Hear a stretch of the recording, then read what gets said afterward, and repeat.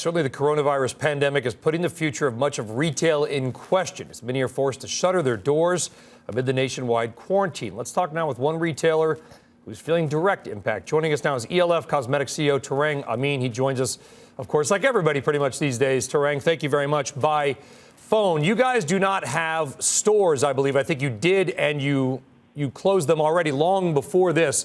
So you sell to the consumer. What are you seeing from the consumer right now? And more importantly, what are you hearing on the supply chain side? Sure. Thanks, first of all, for having I'll start with the supply chain. Most of our operations are in China, and we were one of the first. I'm really proud of our team. We were one of the first to come back to normal operations. So I think since Chinese New Year, we've shipped about 32 containers, which is about normal.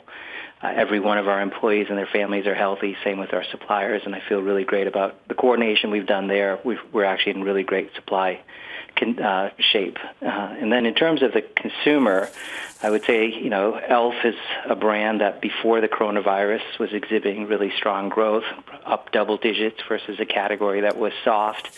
And I'd say, what I'd fully expect as we go through this is there's certainly going to be a short-term consumer demand hit. I think it's almost impossible with everyone at home and everyone's lives upended. So I think short term, we definitely will see an impact, as will, I think, most consumer categories. The key, though, is what happens in the long term. And in that respect, I think we're well positioned as a brand that makes high quality cosmetics and skincare at these unbelievable prices. I think we're pretty well positioned relative to some other companies in terms of being able to ride. So you guys got a big load already before you kind of saw this coming at the beginning.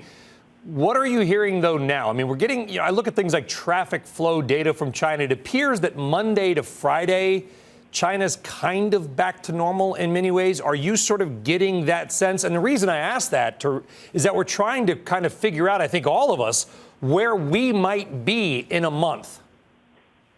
Yeah, so first of all, I think in China, two important things. And first, in terms of what we did, we put in place right away some pretty stringent health and hygiene protocols. The level of coordination we have with our suppliers, having worked there for 16 years, was quite high. And so we were one of the first ones to come out of this, where we've been in full production now for at least a few weeks. We've been sending containers for over 6 weeks, and our operations are pretty much back to normal. Everyone's back to the office. Our suppliers are fully running, and so that's the good news.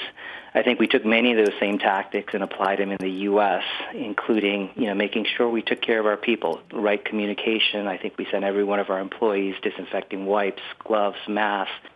We gave all our employees an extra $1,000 just for all the incidentals they'll face. And really, I've been working from home and trying to really lessen the curve as everyone's been talking.